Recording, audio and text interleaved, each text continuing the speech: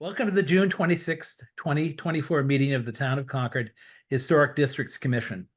The commission will review two new applications, have two informal discussions, and review one administrative piece this evening. We're conducting this meeting online in accordance with the Commonwealth of Massachusetts Executive Order suspending certain provisions of the open meeting law. The public may access this call through both telephone and video conferencing. Members of the public will have an opportunity to ask questions and provide public comment on applications and discussions following the petitioner's presentation and questions from the commission. To do so, please raise your hand in the participant function of the Zoom meeting platform. If you are calling in and cannot use the platform, you may raise your hand by dialing 9. Our host will mute microphones of those not speaking in order to preserve bandwidth. And may need to turn off video, with the exception of the commissioners, the host, and the current applicant. I don't think we've ever done that, but anyway, I guess we have the ability to. The chair will call on commissioners for comments on an application and then open the meeting for public comment. Once there are no more public comments, I will ask for motion from the commission to continue, to approve with conditions, or to reject. A second, and conduct a roll call vote. Once the commission has acted on an application, the applicant is free to leave the meeting. Tonight's voting members are Catherine Mast, Linda Shumway, Tim Whitney, Bill Hewitt, and me. So I've been told that I have the ability to rearrange the meeting, and I thought I saw Jeff Adams here. Jeff, can you hear me? I see. Yep. Yep. Are you here on behalf of the library? I am. I've decided to not make the end of the meeting to discuss what I think you want, which is the extension of the arch in front. So if you want to go ahead, we'll take you first. Okay, sure. Thank you. And thanks for considering this discussion.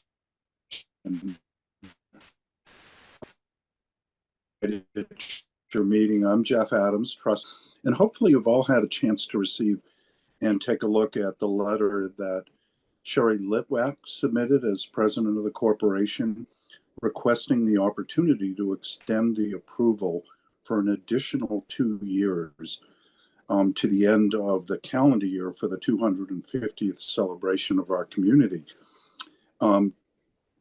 You were gracious enough to already grant this, and there's been just a lot of positive feedback about keeping it up for that period of time. So I'm here to answer any questions that you may have. Is there anybody with one question I have? I'll start out with. Obviously, this is made more permanently than just something to be up for 6 months or so. So there's no problem maintaining this for the 2 years. That's correct. Yeah, it's really ruggedly built, and we requested and insisted upon that to be safe at the entrance to the library. But questions from anyone? The extension's quite long at 2 years. Any thoughts on that from anybody? What was the original time frame approval? Well, originally it was not asked for, and then we approved it after the fact for 6 months, I believe. 6 months is what For 6 months. Okay. So since we're discussing, my question, are there other temporary structures that are ever approved for longer than a 6-month period? And Luis, you probably know, you're on my screen, but you probably know better than I. I think Black Lives Matter at the church, that was allowed to stay. Yeah, but that was never approved. Right. That was allowed to stay as a matter of freedom of speech. It's separation of church and state. Correct. I'm sure there have been examples. I just can't think of any right now. Well, I think it's important to know. If I may add, I don't think that there's any precedent where we have approved a temporary structure for 2 years. So with the only purpose of having some institutional stability, what I would suggest the library to do, taking into account that the structure was put up without any input from the Historic Districts Commission, take into account as well that the library is one of the nominating entities, so we have a very close relationship. So my suggestion would be that it would be extended for 6 months, and that we leave the option to be extended administratively for additional periods with the knowledge and the approval of the chair of the Historic Districts Commission. I think that will fulfill both the institutional stability that we expect and also the needs of the library. Other thoughts? Yeah, I would like to see at a minimum, give 9 months, not 6, because that takes us through Patriots' Day. And actually, I'm all for 2 years. I think it looks great. It's a huge opportunity to have with people passing through town to recognize it, who might be driving by, who didn't know what was going on all that time ago. So I don't actually have a problem, but I think if my fellow commissioners aren't on board with that, I would like to see it go through at least through Patriots' Day. If I may clarify, I'm not in disagreement that it stay for 2 years.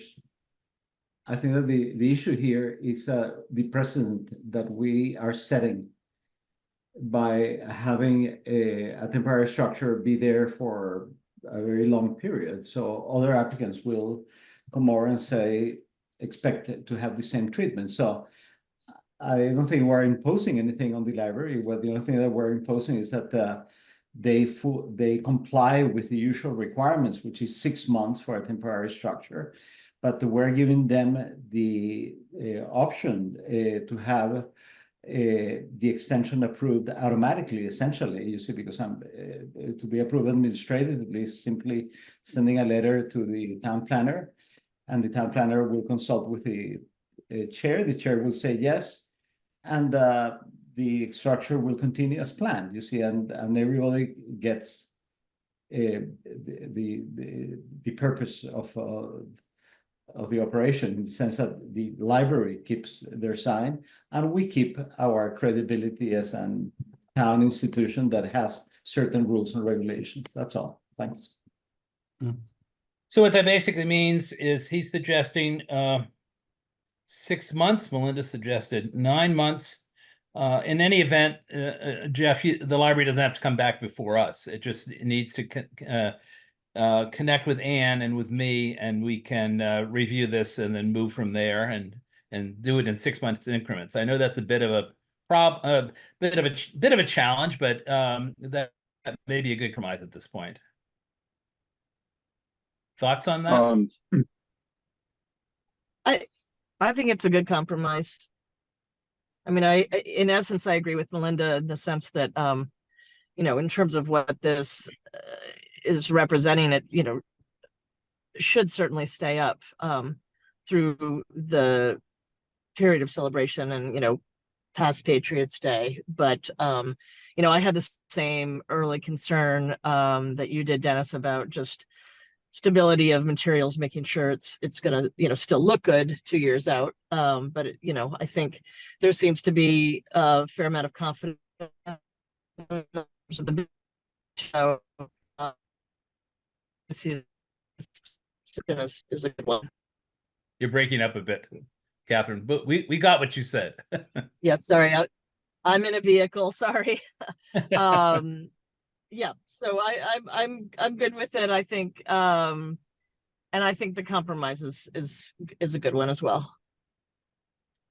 Jeff, you wanted to say something? No, I think that's fine. It may coincide with some discussion that's been initiated by the 250th, wondering if the terminology might change to focus less on the library and more on the community celebrating the 250th. So we may return to the commission about that regardless. So this seems a little complicated, but I think sounds like a reasonable compromise to move forward. So I think the library would be fine with that. Great. So does someone want to make a motion? I'll make a motion that we extend the temporary sign permission through May 1 of 2025 with a possible extension granted by administrative action. That's Do I have more a than s- 6 months. I Six, think he's 6 I think months is he's- a different date, right? Yeah, right. That's I, more than. I was incorporating Melinda's suggestion of through Patriots Day. We can make it 6 months if people prefer. Well, Bill has made a motion. Do we have a second to that motion? I second it. Okay, so we have the motion on the floor. Let me go around to the voting members. Catherine, we know where you stand, I guess. Thank you. Melinda, Aye. Tim, Aye. Bill, Aye. and I'm an aye.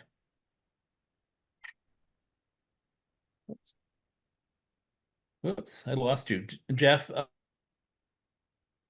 I think that's good. I'll relay all of this to the trustees. So thank you, everybody, for your consideration. And I hope you have a short and enjoyable meeting tonight. This seems like a workable solution. Thank you. great, thank you. Take care. Dennis, before I leave, you're not discussing 41 Monument tonight, right? No. Okay, terrific. Thanks, everybody. Not Have that a I nice see. summer. No. Thank you. Take care. Thank you. Mr. Chairman, can I just ask, is the handbook clear on matters of temporary stuff? I mean, the fact that this was done not in compliance, Luis's point that it's a nominating organization makes me want to make sure that the handbook is clear on requirements for temporary signage. You know, I can't answer that question without taking out the handbook, which I have here. Yeah, So, I neglected to do that. Ann and I will take a look at it and review that. Okay. We need to get back to signage anyway, in general. Yep. So Yep. Okay, thank you. take a look at that. Great. So now we have our new public hearings, and the first is David Turner, 45 Bartlett Hill Road, in the Monument Street Historic District, to construct a deck. David, could you run us through your proposal? Sure. I don't know if you have the materials available, but what I submitted was a plot plan, which is a view of the house. Should I share that, or do you? Oh, you'll share that. Thank you. Yep. So Bartlett Hill Road. So Monument Street is off to the far left here. So as you pass up Bartlett Hill Road, you do sort of have a view of the house. So the deck in question would be behind the house, where that patio is, effectively, more or less where the patio is. There's a bulkhead. There's a set of stairs to the left of the patio. Yeah, maybe it's worth zooming in. There's a set of stairs to the left of the patio, and then there's a bulkhead right next to that. I will have to move the bulkhead to the right. And then I would like to build a deck essentially over the left-hand side of the patio. There's another image, I think, which has an exact, not an exact, but a very, it's up. Yeah, so there's the bulkhead. House was under construction at the time of this picture, but the bulkhead will move off to the left under those two windows at the far left of the picture, so that I can come out this sliding glass door, which is above the bulkhead, onto a deck that's just, appropriately just below the trim work of the door. And then I would take out these stone stairs, which have actually given me trouble with the sills in the past, and simply have a deck here with stairs on both the left and right for access. And so that's effectively that's all of it. So the visibility of this, it's not visible for Monument in any way. I mean, I think you can see that from the plot plan. This is the front of the house from Bartlett Hill Road, and then again, Monument Street is over here. So when you look up from Monument Street, you would never be able to see the deck. The deck does face the Reformatory Branch bike path, which is in the back, although at that point in the bike path, it's very deep down the steep slope. So from the bike path, you can only see more or less the roof, maybe the gutter of the house. So it wouldn't be visible from there. The only people who would see it are the neighbors on the far side. On the far side, yep. And then the intended deck is going to, I would like to build it out of a synthetic decking, which is, so it has a simulated wood grain. That's the new house. The deck, yeah. So like that with a wire and just has to have a top board, but the wire is intended to just minimize, you know, a lot of railing. And I think that's pretty much the extent of it. I do have an alternate proposal to build it out of mahogany, but I kind of don't prefer that because of the way that it ages. What I'm really proposing is to build it out of a decking, a synthetic decking product, which has like a simulated wood grain on it. So I think, are there any key points other than that you need? Thank you. Questions from commissioners? Is the, Oh, go ahead, Tim. excuse me, Melinda, just gonna ask, is there any closure under the deck or is it just open? Yeah, so right now it would be open. It's about 3 feet off of the grade.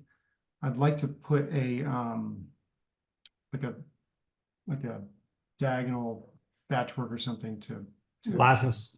yeah, thank you, lattice, to obscure it.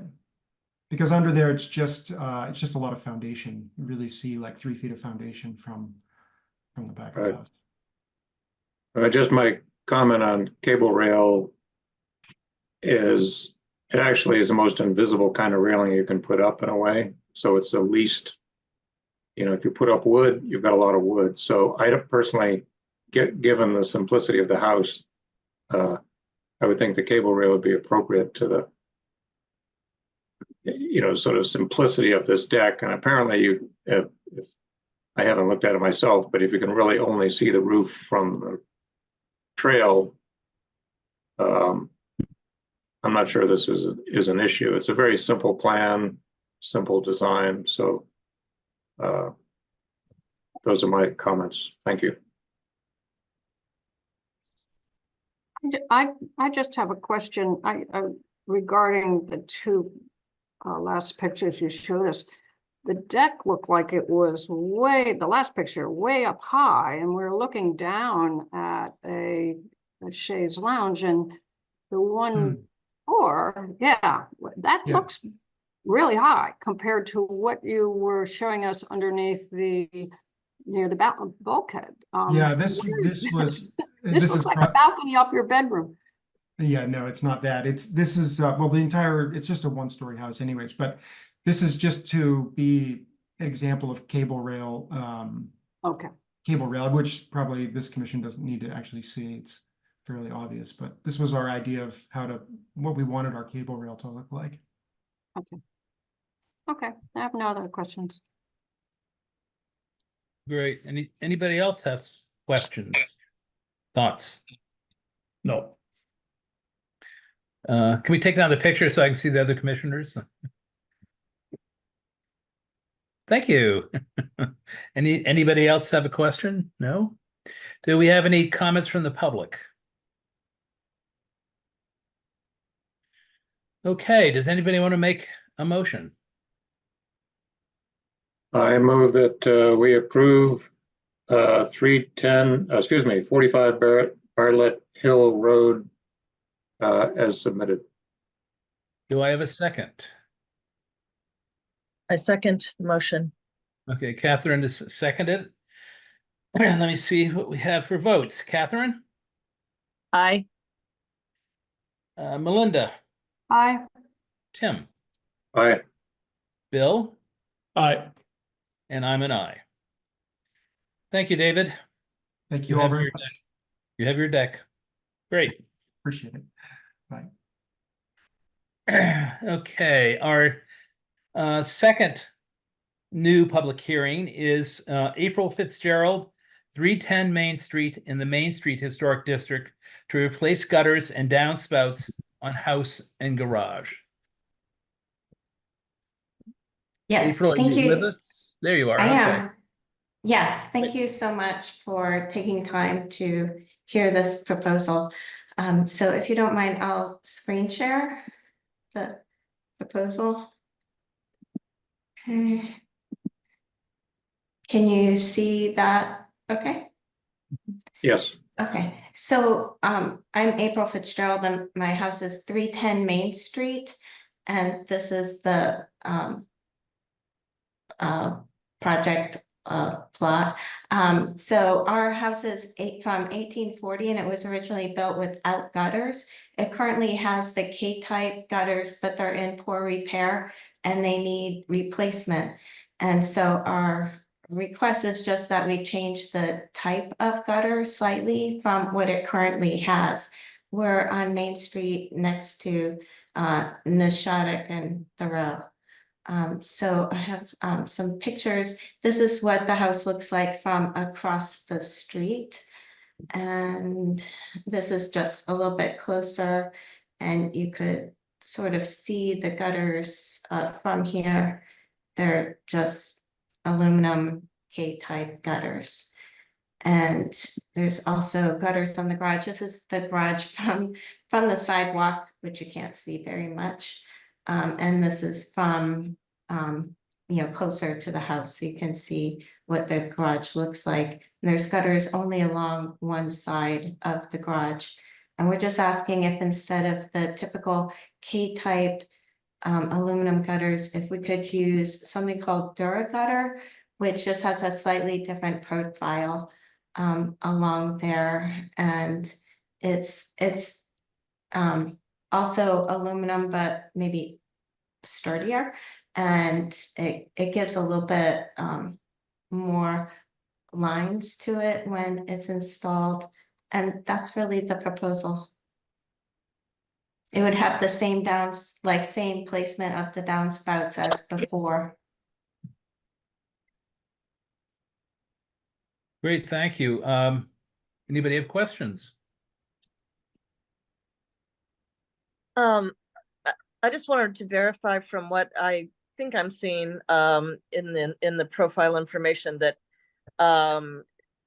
the exterior portion of the gutter basically has sort of a simulated architectural molding detail, so that it can sort of incorporate nicely under the roof line. Am I seeing that correctly? Or is it Yes. just, yeah. The only thing I would say is that Historic New England has done a study of gutters in historic houses, and they're replacing all of their gutters with a higher capacity one. As long as the profile is the same, I suggest you look into that, because with the kind of rainfall we're going to get with climate warming and coming in huge bursts, it may be worth putting a larger gutter on or larger capacity gutter. That's really good to know. Thank you. I'll talk to the contractor and make sure what they're planning to put on is larger than what's currently on there. And not just the gutters, but the downspouts especially, which are probably even more important than the size of the. Right, for capacity. You should look at the downspouts for capacity. Yeah. This is my hobby horse. Okay. Excellent. Just a detailed question. You showed a few profiles. Which profile are you proposing?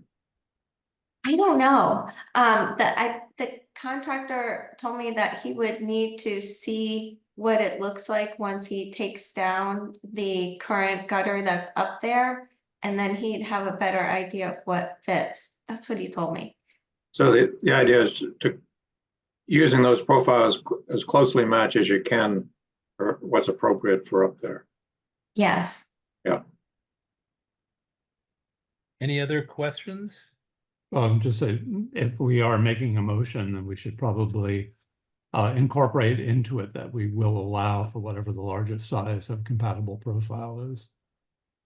I'd also suggest that when you finally decide on it, you run it by Ann, just to make sure.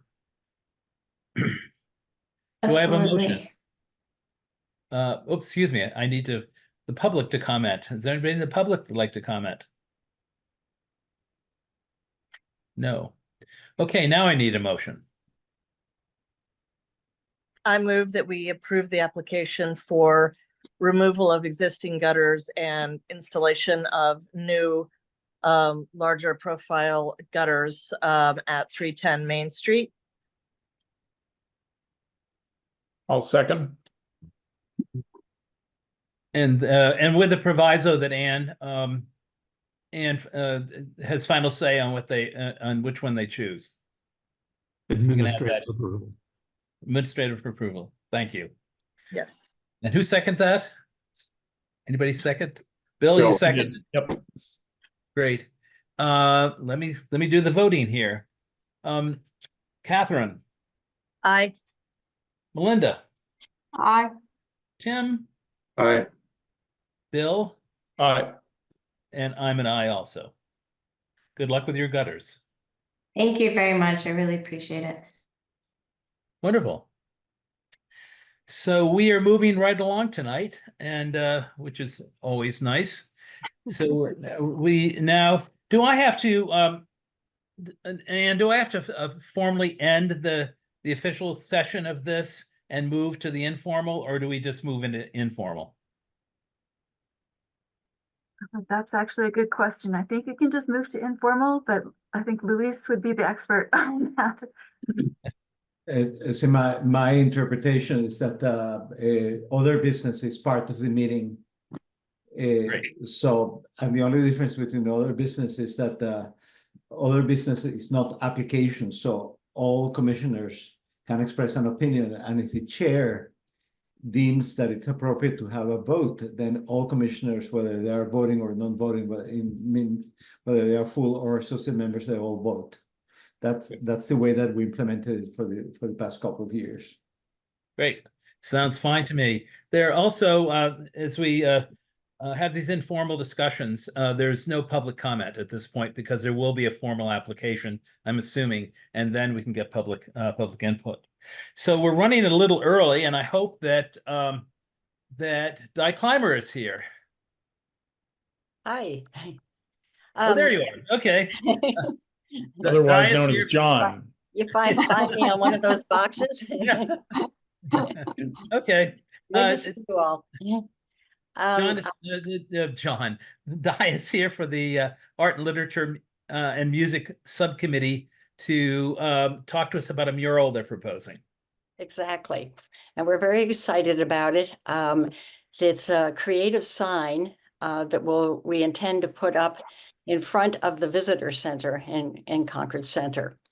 The location is going to be, well, I don't know if you were all familiar where the in front of the visitor center there are the tables, picnic tables, and beside the picnic tables there's a path that goes from the street down to the visitor center. And as you're approaching the visitor center, on the right-hand side is a very small little piece of land between the path and the ramp going into Bank of America. And in that space, we would like to place this structure with a mural on it. It would be seen from the picnic tables and the grassy lawn in front of the visitor center. It would be seen as you come up and go back and forth on the path going to the visitor center. The size of this structure, the mural itself will be 4 feet high and 6 feet wide. And we want to be sure that the mural is the attraction, not the structure. So Billy Crosby is going to be doing the structure, and it will be made with just 2 posts on either side, 3 feet of space below the mural, and then the 4 feet above. So what you will primarily see, our intention is the mural and not the structure. There won't be a roof over it. There won't be a glass over the mural. It will just be on the structure. So we wanted to make this as simple as possible so that the mural would stand out. The materials for the posts are going to be mahogany 4x4s, and there will be a wooden frame around the mural. The mural itself is going to be done by Steve Bermano, and he is going to do it digitally. It's going to be a map with roads going out from the flagpole in the center of town. And on this, superimposed on the map, will be the historic sites like Wright Tavern, going up to Monument Street. There'll be, of course, the bridge, the Old Manse, Robbins House. And then going up to Lexington Road, there'll be the museum and the Orchard House and Wayside. And then coming back the other direction, there'll be the railroad station and also the boathouse, the Southbridge Boathouse. So you'll be able to sort of orient yourself if you are guiding somebody, or if you're just there when the visitor center is closed and there's nobody to sort of direct you as to which way to go. Beth Williams, who's is the director of the visitor center, is very excited about this. This is something that she's wanted to have, that she thought would be quite valuable for townspeople and for visitors. And we're certainly going to have a lot more visitors coming in the next 2 years. The print, as I said, was going to be done by Steve as on virtually, not virtually, but digitally. And this map will be printed as an exterior graphic, and it will be laminated on a UV matte laminated, which is like a vinyl. And that would be mounted on a rigid 1/8 aluminum face material, which is called Dibond. And that is designed for exterior use. So again, there's a lot of simplicity in the way this will appear. We hope that the colors that he's going to use, we've asked him to take into consideration that it's in a historic district. It's surrounded by a lot of brick buildings. So to keep the colors a little bit more muted than one might normally do. But we're very pleased with the plan, and we think it will showcase our historic sites, not just for the 250th, but the structure is going to be built and installed in such a way that it could be used for a long time. I mean, it could be taken down, but it's not intended to be taken down. It's intended to last. The mural itself could come out and another mural could go in if there was something else that we wanted to showcase in a future time. But I think that's basically it. Great, thank you. Questions?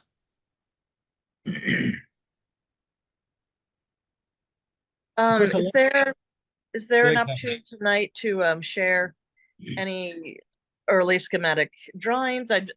I would like a little more clarity on done that. that. I don't know if Mimi, are you on?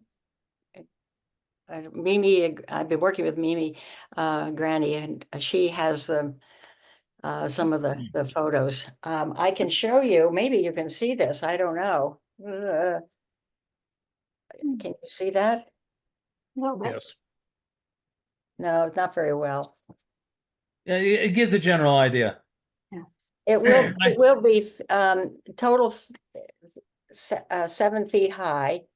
The mural itself is 6 by 4. And then below the mural, there'll be an opening of 3 feet high.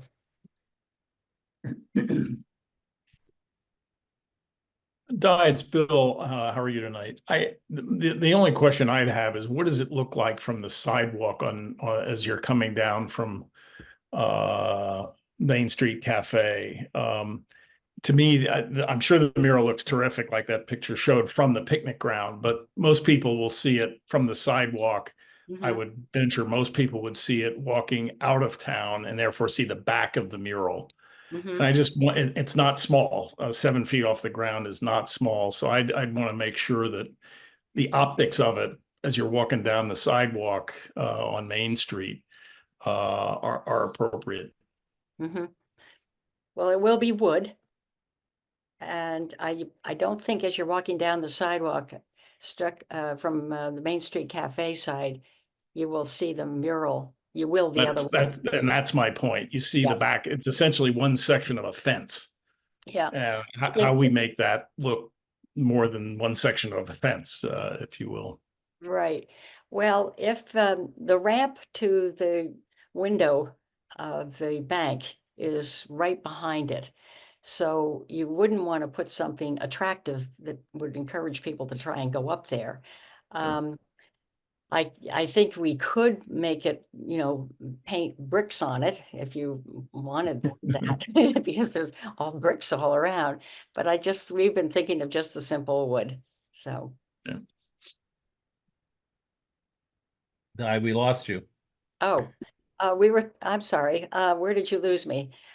Yeah. We could paint bricks on the back of it, because there are bricks and all the buildings, the two banks on either side and the visitor center is brick. We could paint bricks on the back, but we I don't thought think I'd just do that. simple.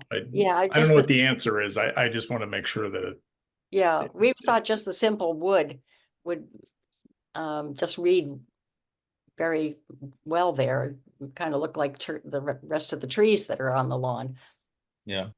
Well, that may be maybe something you should consider, whether you have tall arborvitae on either end, which provide screening, and maybe even some below so that it's framed in greenery, which might make it much more attractive. Okay. It's a piece of town property, so we can do that. Yeah.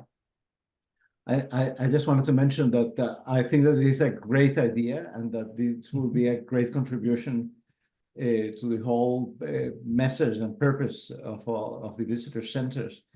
But I think that this is a very big intervention, and there are going to be all kinds of details that are amenable for massive discussions. So I would encourage that we have another informal presentation with some actual designs and so forth, so we can provide a little more.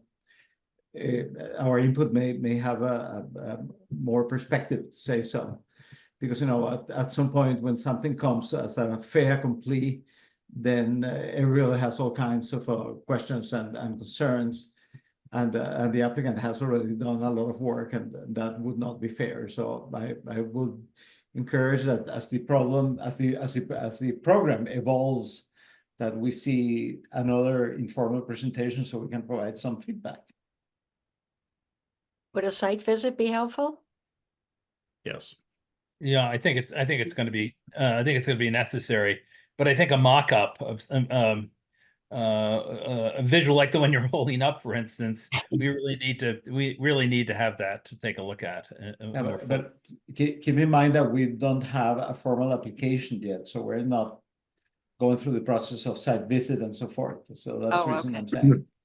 Eventually we have to. Eventually, yeah, that's the reason I'm saying that if we had a little more specifics on the way that it's going to look like and the back and the location, then we can make a better assessment and not come up with some strong ideas at the very end. Great. Dennis, I was going to just also note that I agree both with Louise and Bill's comment on the size. A 4x7 is a big panel, and starting at 3 feet high is fairly high as well. So it means that if you're pointing to something, there's going to be some stuff above, out of reach. So I would think we'd want to see this somehow rendered three-dimensionally from the sidewalk from a couple of views, because it's so big. And I would also be asking the question is, does it need to be that big? It's a matter of degree, and I know there's probably a lot of information you're trying to put on it, but the height of it, the bottom mounting height could be 30 inches rather than 36. You the panel could possibly be 3x6 and still convey the same information. I think it's those would be the concerns. I have no question this is going to be a great thing for use as a map, but it just sounds very high and very big.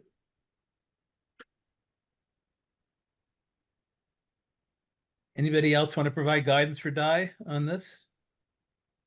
I have Not- one off the wall, maybe recollection. Many of you have lived in town longer than I have, but wasn't there a reasonably large sign at the visitor center in Haywood Meadow? And if I'm not misremembering that, maybe taking a look at what that looked like would be a useful precedent. Thank you. That triggered the creation of the Haywood Meadow Subcommittee of the Natural Resources Commission.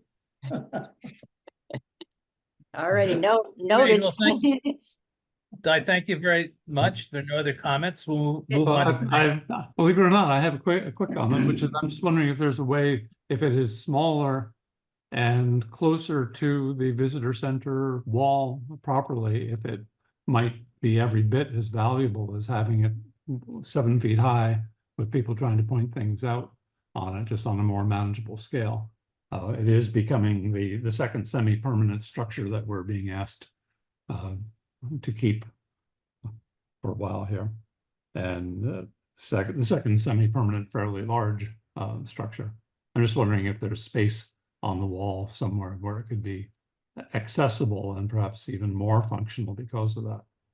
I certainly agree with the idea of having a map and / mural to do this, but it seems almost like it might be unwieldy given its size and might be more practical, scaled down a little bit and closer to a place that's more accessible. That's all, just as it's being considered. And maybe that has all been already looked at and rejected. We have looked at that. One of the things that we liked very much about this location that was picked is that it's on town property. And we also like the fact that it isn't in a grassy area where mowing is an issue and so forth. It's already just in mulch, where there's mulch around and plants around. So, and I don't think there's space in the front of the visitor center because it's so attractively done with windows and all. We were initially looking at the back of the visitor center, facing the parking lot, but that now has a bike rack apparatus back there, so that's not possible. So, but we could take a closer look, Walter. That's that's part of the sort of site visiting aspect. Let's take a look. Great. Thank you. Di, thank you very much. We look forward to this project moving along. Thank you. Great. Okay, our next and our final piece for tonight is the Concord 250th Permanent Memorial Subcommittee for discussion of the proposed memorial. And I'm not sure who's leading that. Gary, are you leading that? I will, Dennis, yes. And can you see me at this point Yes. and hear me? Yes. Good, okay. Yes. In joining me, I'm not here alone. Polly Reed will be doing this jointly by way of the conversation with the commission this evening. So and I'm not sure I'm popping up on the screen. Can you all see you are me? now. You are. I You're see. there. I don't Good. see myself, so thank you. Good. So let me start off just with a little bit of background. We have a limited number of slides that we can share with you relative to the property in question, which I think may provide a little bit more information for the commission by way of your thoughts and impressions about what we've been doing and where we hope to go. But let me begin. Again, I'm a member of the subcommittee. Polly is as well. The subcommittee was established by the Concord 250 Executive Committee. It's one of 13 subcommittees established to help us move towards the celebration of the 250th anniversary of the beginning of the American Revolution here in Concord. The Executive Committee was established by the Select Board. So how did we get here this evening? The work of the Permanent Memorial Committee began in early 2023, and what emerged from a series of meetings that we had and ultimately various public forums, but we established 3 memorial commemorative goals. One relates to the subject that we're talking about tonight, which relates to this small parcel of land at Monument Square. But I just want to remind everyone that there are 2 other goals that we are working actively towards. One is moving forward with establishing 250 commemorative or memorial trees throughout the town to celebrate the anniversary. And the third goal is to work on and continue historical research of Concord veterans, including and particularly those Concord veterans who served in the American Revolution. And our History and Education Subcommittee has done a lot of interesting work in that regard, but that'll be a subject for another day. But I just want to provide that bit of context that we have several commemorative goals that we are working towards achieving. As I noted, the subcommittee, the Permanent Memorial Subcommittee, convened in early 2023. A number of the conversations ensued following that, and then 3 public forums, including one in April 23, September of 23, and then in January of 24. During this time period, we invited the past chair of the Historic Districts Commission to walk on the site with us, just to begin a conversation with the commission. We also had senior staff from the Concord Public Works and Natural Resources Commission as well to begin some initial consultations. And I characterize it again as initial consultations, but they were important to help us begin to think about what we might envision in this public space. One other important source of information for us was work that has been done by a nonprofit group entitled the Monument Lab. It's a private nonprofit entity organization that's funded by considerable amount of dollars by the Mellon Foundation. And they're looking nationally at all and many of the monuments that we have existing in this country, of which, not surprisingly, there are thousands and thousands, and really thinking about what those monuments are, what they represent, and frankly, what we might be doing differently as we think about in the 21st century, what we might want to do to remember, to highlight important stories, individuals worthy of some form of commemoration. And I mention that because what we heard and learned from these public forums that we conducted here in Concord, the dates I mentioned previously, it was very much, and we thought as a subcommittee, in line with the Monuments Lab had done by way of its national audit. And to put it succinctly, there was a lot of feedback in Concord that said, please, not just another large block of granite. So we heard that and began to think about conceptual design that we might be appropriate and fitting given this parcel's location in the center of town, adjacent to Monument Square, et cetera. So before we begin the slides, let me just ask Polly if you have any other thoughts you might want to add by way of introduction, if you will, setting the table for the slides that we will show here in just a moment. Well, I think you summarized that very well.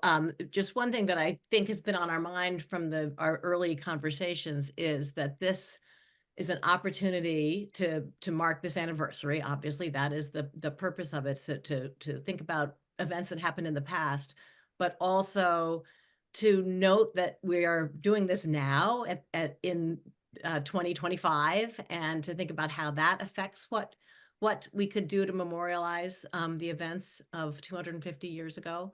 And also, as Gary mentioned, think about how we can use this moment to recognize people who may not have been well known for 250 years, but were important for various reasons, particularly around the values that we're celebrating in the course of this anniversary. So. Good. Thank you, Polly. So if I So I suggest that we move on to look at some slides that'll provide you with some images. And I think, is Anne going to be our host Yes. as far as, there she goes. Thank you, Anne. So obviously this is a summary for the Historic Districts Commission. And again, I want to emphasize that what we share with you based on some of the work and feedback that I've just outlined for you, but it is still very preliminary and the ideas are conceptual at this point in time. Next slide, please. To get us all oriented, Concord Center, you see Monument Square sort of in the center of the screen. Concord Townhouse is labeled. Across the street, almost directly across the street and adjacent to the parish center is the site. The parcel is numbered 1693, and it's actually encompasses a number of features, as you can see here, including the war memorials at the corner of the Mill Dam and Monument Square. It includes the municipal parking lot behind Vanderhoof's and the other retail establishments on the Mill Dam. It includes some amount of primarily wetland floodplain habitat immediately adjacent to Mill Brook. There's a service road that, of course, enters the property next to Vanderhoof's, serves to the municipal parking lot on the premises, and then there's a service road that exits out towards Monument Square. I would simply note that parcel 1693 served as the commemorative gift on the part of the town of Concord in 1900 in celebrating the 125th anniversary of the beginning of the American Revolution here in Concord. And the site was ultimately acquired by several citizens who wished to see that then very derelict Middlesex Hotel removed.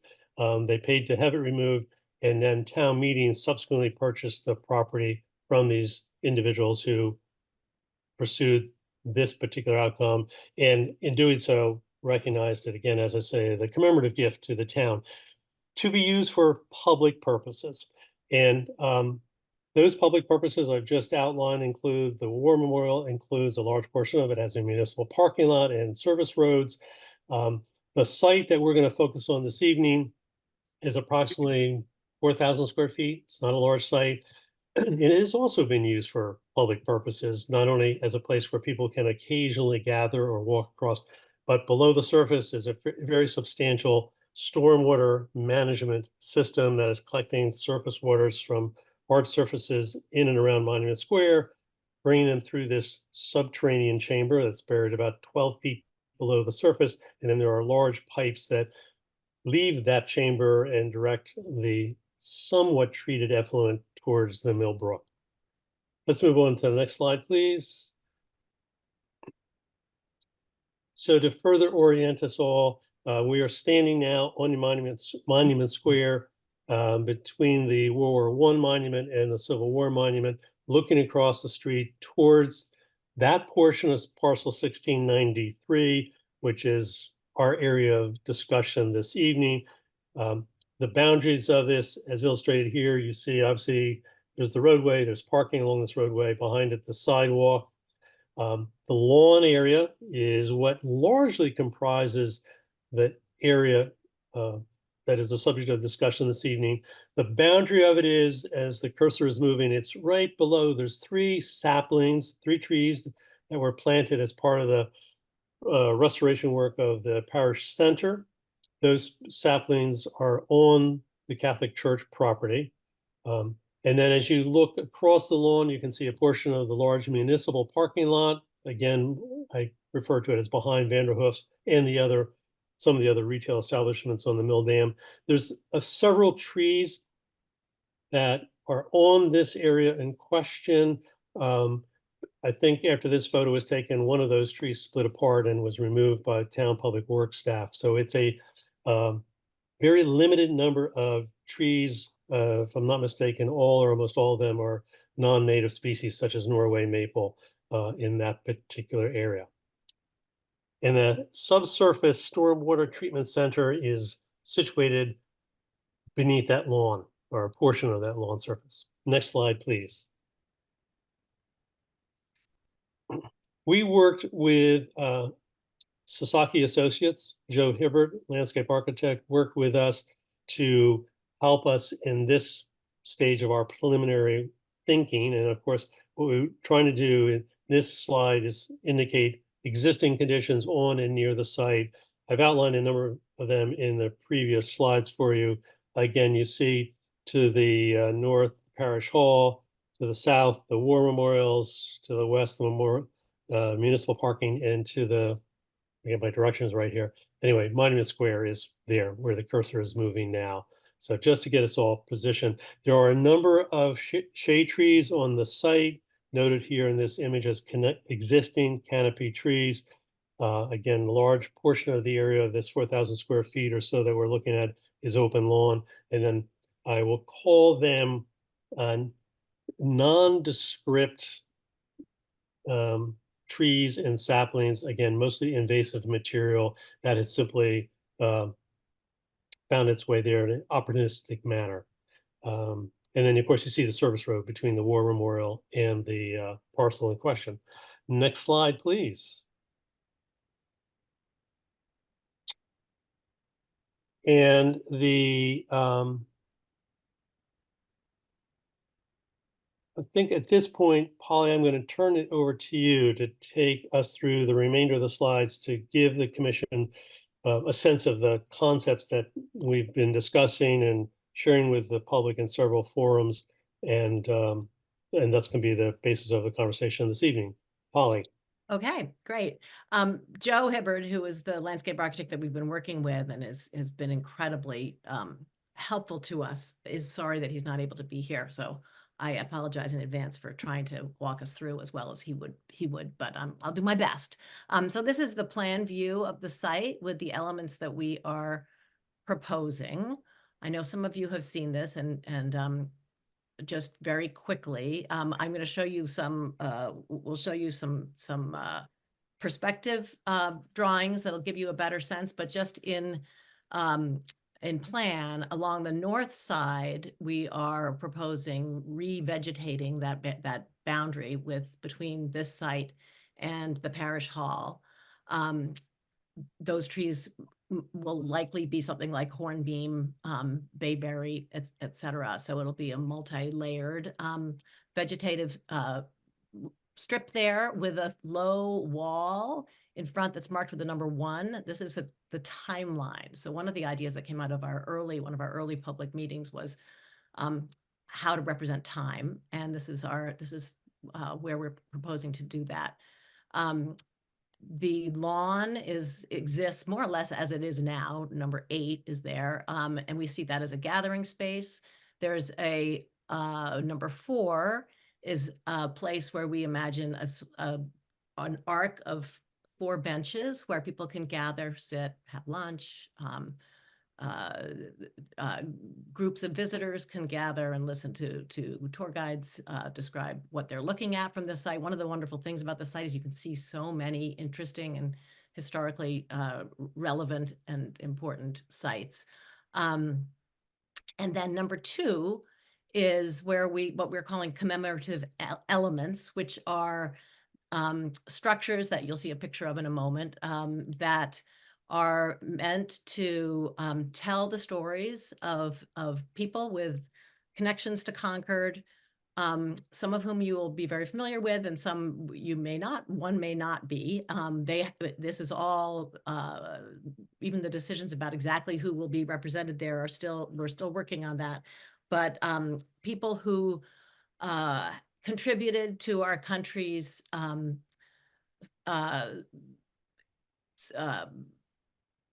work towards greater individual liberty and social justice.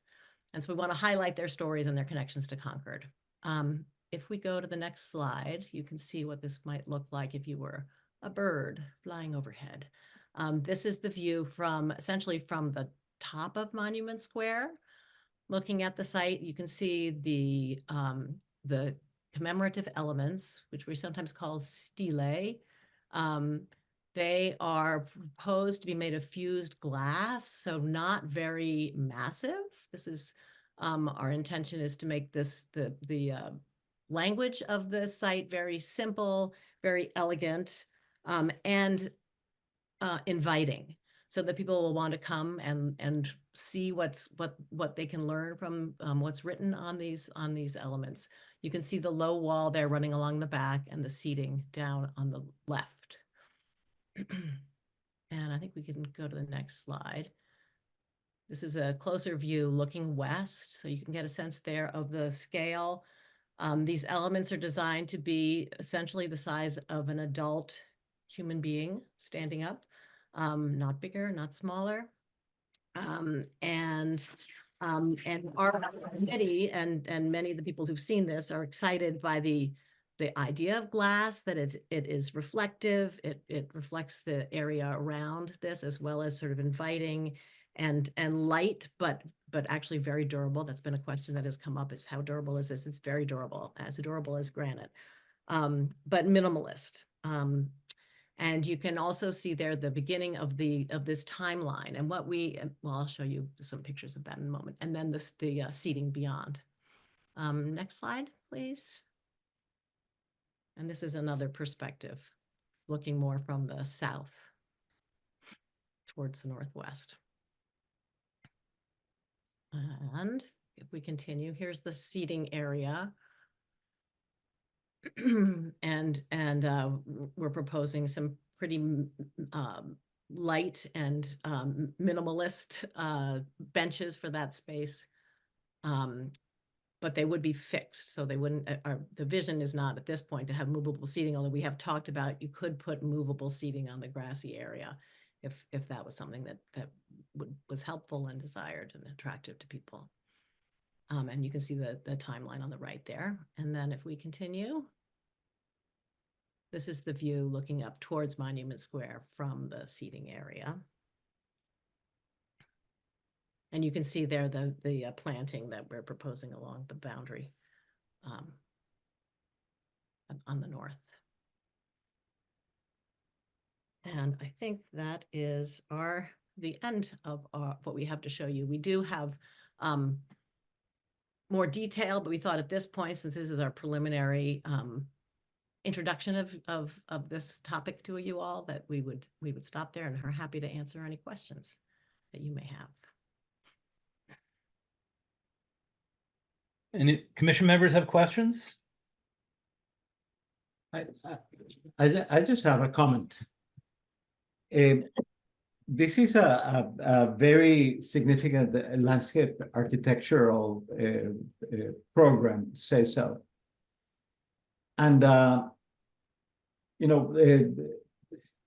whatever interventions are made in the landscape are very close to the human experience. So I think that a lot of people are going to have very strong opinions about what it should be and why should it be that particular way.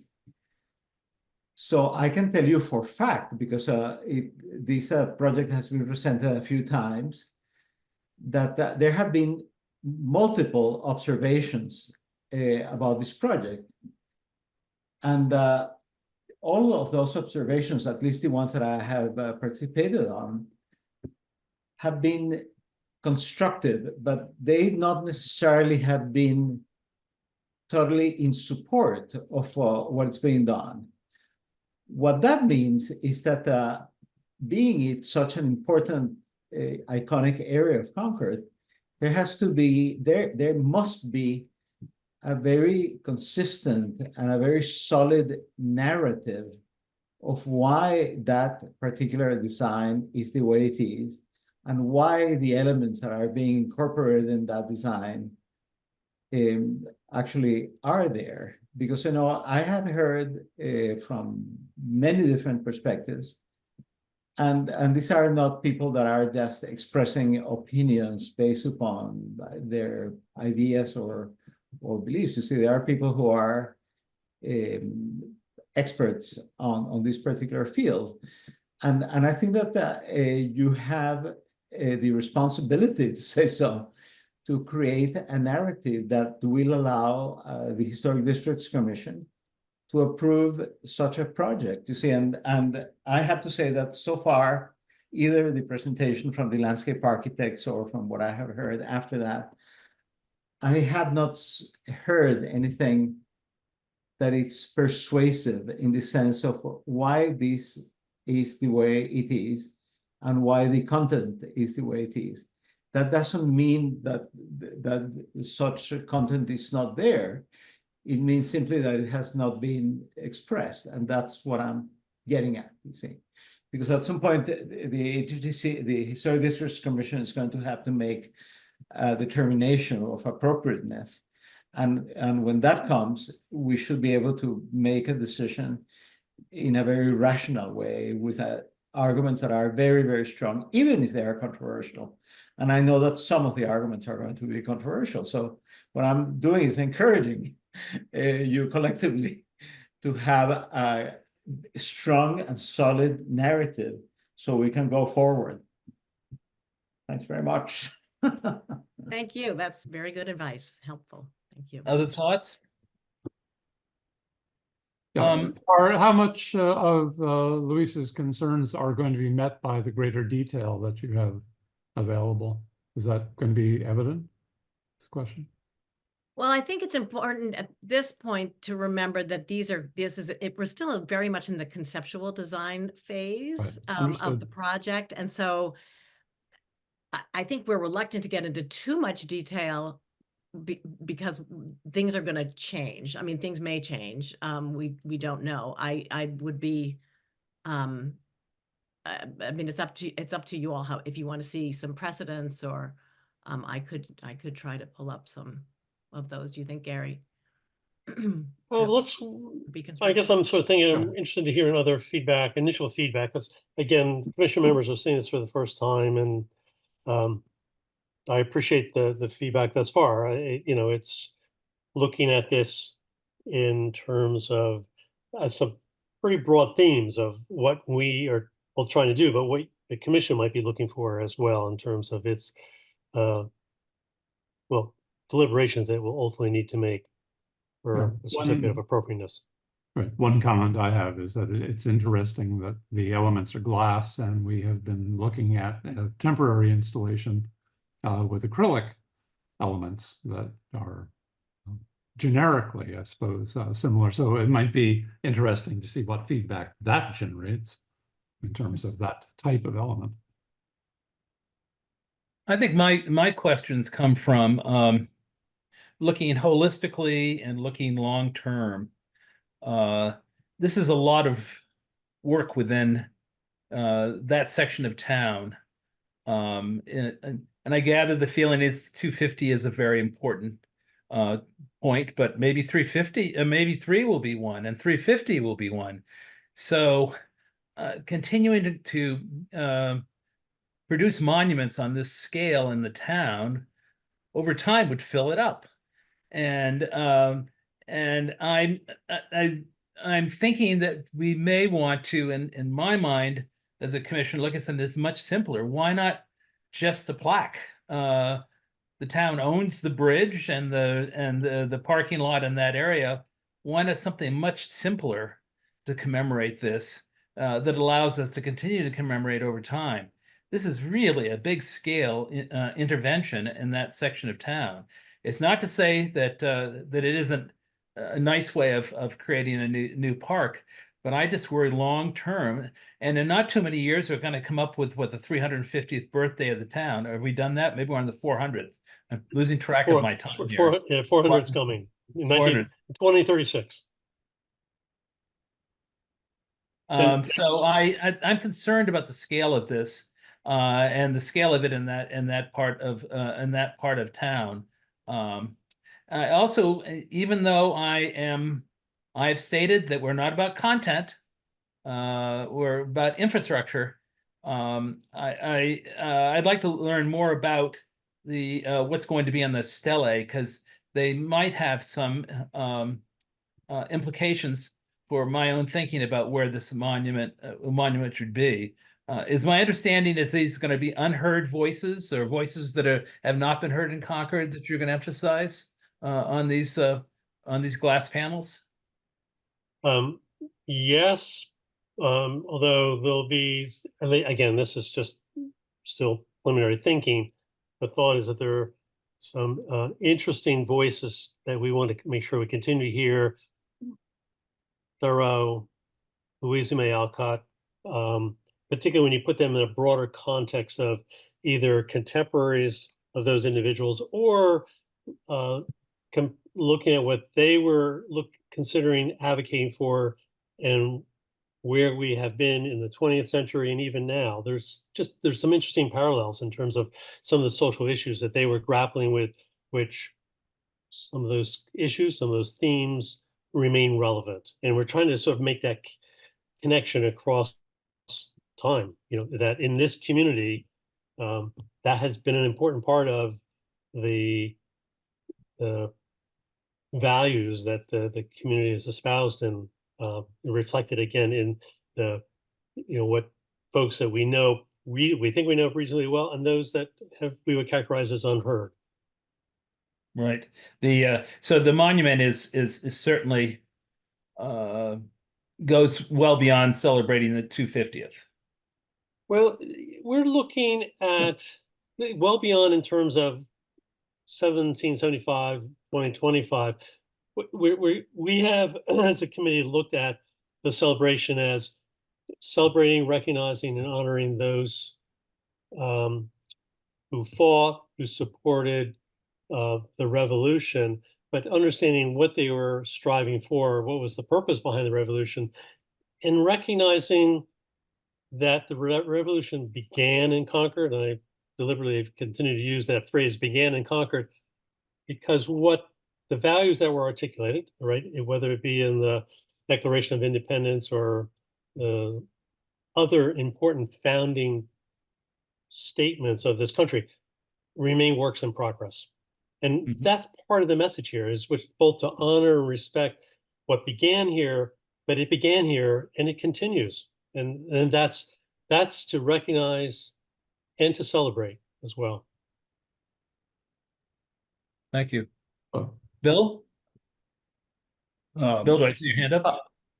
Yeah, I'm intrigued by Dennis's comment about 300 and 350. It seems to presume that our civilization will even exist in 50 years, but that's another night's discussion. I quite like it. A couple specific comments. It evokes a very successful memorial in Charlottesville to the slaves who built the University of Virginia. Similar scale, similar in terms of length, height. They did two things that you might consider. The first is it's circular, not linear, for reasons I won't get into that you may know. But it makes it a much softer feel than the linear form you show. It reminds me of a monolith from 2001 2001. So, consider something circular. The cooler thing they did is there's a water feature on it that is really classy. It's not tacky, and it's quite fundamental to its impact. And given it's on a mill brook with sewage underneath it, that might be an interesting thing to consider. Can we try to screen the parking lot, which looks like hell from Monument Street? The screening of the parish house is very nicely done. I might continue on the other end. Yeah, and actually, Bill, I neglected to mention that, but that is part of the plan. Yeah. There's a reforestation area back there that will be. Absolutely. I like the glass. Glass is obviously an ancient material. It's not used a lot. Hasn't historically been used a lot in memorials, but I think it's kind of a nice departure from convention. So there's some thoughts. Thanks. Very, very interesting preliminary design. Thank you. Other comments? Tim?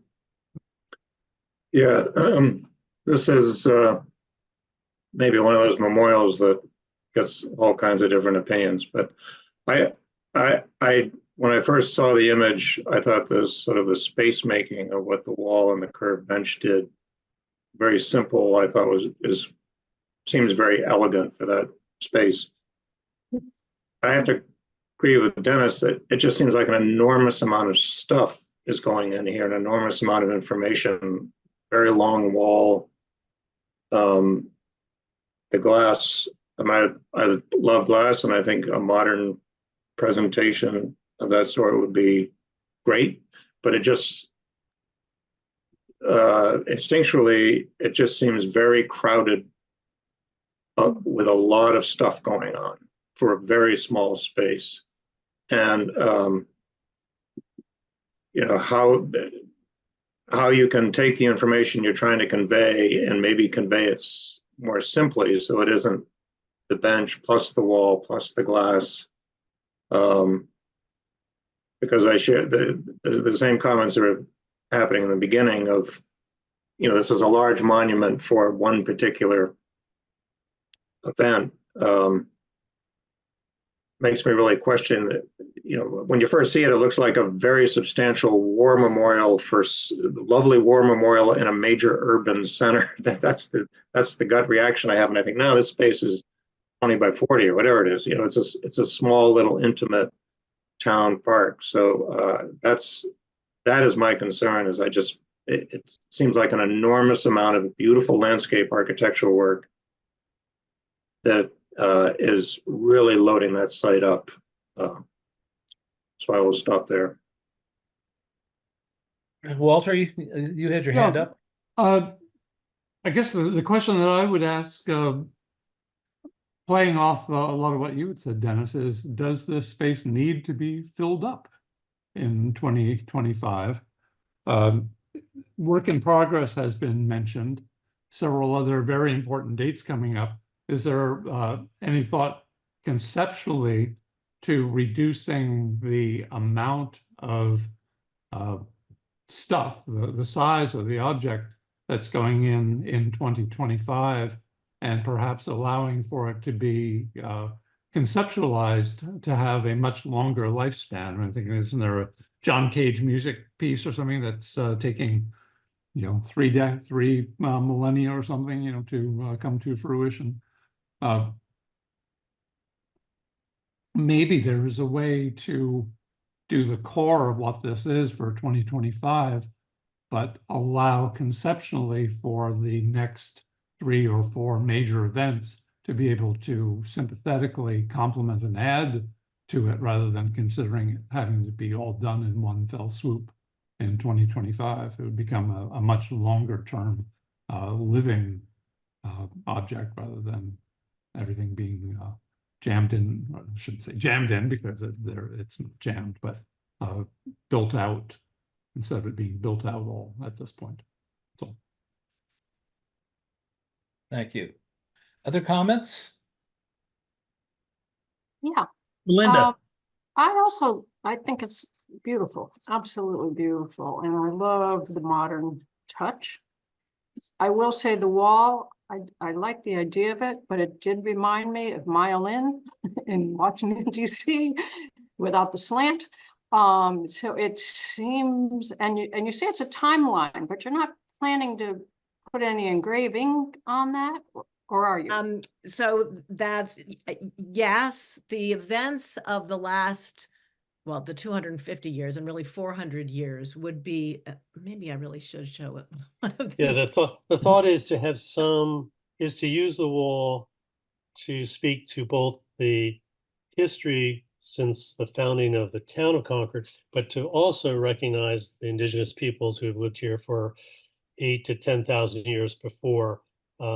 What that looks like, how that's done, still to be thought about. But the timeline was intended to provide at least that long-term perspective, and that you know, we share a space that we've occupied we as more recent settlers for several hundred years, but recognizing, as I said, indigenous people have been here for much longer. How do we? I think the subcommittee felt it was important to acknowledge and recognize that, and perhaps the wall as a timeline might be a vehicle by which to do that. And just the wall as drawn is 120 feet long, which in our scale that we've been using could translate into 12 Millennia. 12,000 years, Yeah. 12 millennia. I was going to say 12 centuries, but that's not right. And in the up near Monument Square, there could be engravings or markers that would somehow, say this is when the battle happened and where significant events happened. And then as we go back, we're thinking we could include information about the people who lived here before European settlers arrived, and some of the natural history of the place. When we were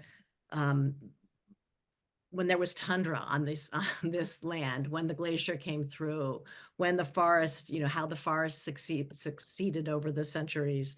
The content is something that we're just starting to really work on now to nail that down. But that's sort of the concept that we thought. So as you wander down the wall, you would be seeing these going back in time essentially, and seeing learning a little bit about what happened here. I get that, except that you're either going to run out of space or you're going to stop time right now. And I love the concept of, because a lot of people don't know it was all glacial way back when. I think that's great. I just don't know how you carry that forward, because it has been brought up tonight that there will be other years, other celebrations. And so I don't quite know how you would work that in. I also do love the thought of a water feature. We don't have anything like that around. We don't have anything really like that at the library, especially now when we get so many tourists, no matter whether it's the 250 or the 251st. But the summertime, our town is packed with travelers, and I think that would actually make it nicer. That's all. I don't know where to put it, but that's your problem. We have talked about that, and unfortunately in New England, water features are very tricky because we have hard winters to deal with, and so we've been advised that we really love the idea, but it's hard for here. If I may add to what Melinda just said, I think that if we were going to recreate or to commemorate the whole history of time in Concord, then we probably will not have any space whatsoever, because there are too many things that have been going on. But there are some things that must be going on, which are the things that are relevant. For example, we talk about the ice ages. You say, well, we do have many important references to the ice age in Concord, and putting that in context in a public space will be a very positive contribution. If we go walk into Estabrook, we find all the glacier erratics, which are the remnants of the glacial era, and actually all our walls, stone walls, are testimonies to the same thing. So there are certain things that are quite relevant to it. The encounter, the fact that the natives were able to maintain an existence which was in equilibrium with their environment. See, right near my house, there was a weir where they would catch the alewife that was running up the Millbrook. The Millbrook now will not support not even a guppy, I think. So those are all those things that are what we have referred in this commission before as historic references. So those are legitimate historic references. And of course, how you frame the other ones gives them legitimacy as well. So that's the reason that I think that the task is very important, and it's crucial that we create a rationale to legitimize whatever it's going to be going there, because people are going to be looking at it with a very critical eye.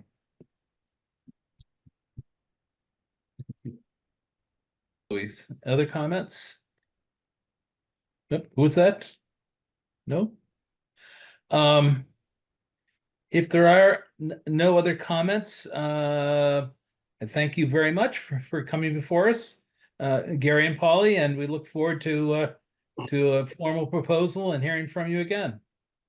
Thank you all very, very much. This has really been helpful. I really appreciate the questions and comments, and I know Polly and I will be comparing notes afterwards, put this all together and share with our fellow committee members. And we are continuing to pursue an archaeological resource survey for the property. We don't have anything definitive to tell you this evening, but we're working towards that as well. I know that it was something that the Historical Commission was very interested in seeing happen before other shovels are put in the ground at that site, if any. What's the date for dedication on this again? Have you? Well, if you'd asked me a year ago, I said, oh, we're aiming for 2025. I'll speak for myself. As the conversation this evening with the commission reflects, there's still a lot of thinking and discussion and public outreach and feedback that we still need to have. So the best way I can answer it, Dennis, is this will not be ready to go in April 2025. You know, I just don't see that that's happening given the kind of work we still have before us. Which is why I said at the outset, we have several commemorative efforts underway. The tree planting work is moving forward. The historical research, much of that is completed. So we'll have ways in which to commemorate the 250th anniversary. And I'm mindful of what our predecessors did over the centuries as they attempted to do likewise. And in some cases, including the first monument that was intended, right, to be in place by 1825. I think it took till about 1837 when they finally dedicated the installation of the granite obelisk, which is at the foot of the Old North Bridge. So anyway, that's a long way of answering your question. It's a work in progress, but I honestly just don't see this happening, what we talked about tonight, you know, in less than a year's time. That's just doesn't seem feasible. Right. Well, thank you very much. Thank you all. Appreciate it. Thank you. Good. Any other business? Anne, is there anything else we need to discuss tonight? No minutes, anything along those lines? I didn't see any. No, I don't think so. Oh, although, did you want to do the election for the secretary? Do we have to make that? Do we have to officially elect Catherine then? I Yes. think you do. Okay. Do I have a nomination out there for making Catherine our the secretary? Is that what we call the position? Yes. Anybody want to nominate her? No one wants to nominate her? She I gets off the nominate hook? that we propose Catherine Mast as our secretary. Second. Do I have a second? Bill seconded.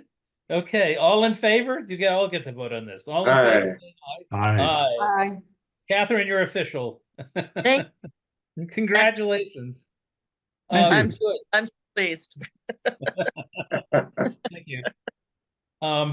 We don't, as you saw, we don't meet in July. And actually, when I first served on this commission many years ago, we never met in July. Why July? I don't know, but it seems to be the low point before we get into August, which leads into the fall building season. Yeah. So July tends to be the low point in our year. And right now, as you note, we only had 2 applications, I think Ann said, and neither one of them had backup material. So they were not ready for us to vote on, or to consider and vote on. So if there's nothing else, I will ask for a motion to adjourn the meeting. So moved. Thank you, Bill. Do I have a second? Second. Second, a lot of seconds. All in favor? Aye. Have a good summer, at least until Happy August. 4th of July.